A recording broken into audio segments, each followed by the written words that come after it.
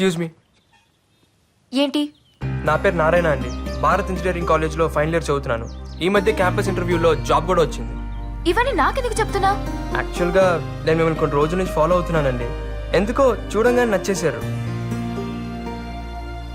ముందు అట్రాక్షన్ అనుకున్నాను, రోజు చూడాలనిపిస్తే ఎఫెక్షన్ అనుకున్నాను. కానీ ఈ మధ్య అది లవ్ అని కన్ఫర్మ్ చేసుకున్నాను. అందుకే మీకు ప్రపోజ్ చేయాలనుకుంటున్నాను.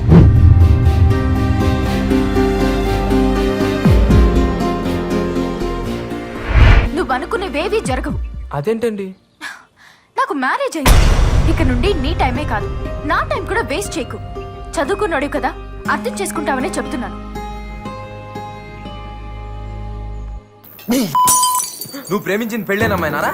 అంటే ఏంట్రా, ఇప్పుడు అమ్మాయి మొగుడు సైడ్ చేసి అమ్మాయి నీకు సెట్ కనపడుతున్నాను రా అన్నా. నీ సొల్లు లవ్ స్టోరీ, నేనేదో నీకు హెల్ప్ చేద్దామని ఇన్ని బీర్లు తాగితే తాగింది అన్న నేను చెప్పేది వినన్నా. ఏంటి?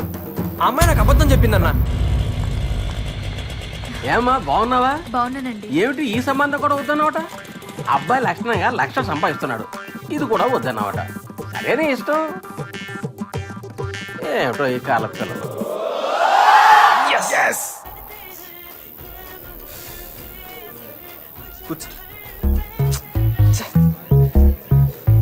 తాగండి అయ్యా.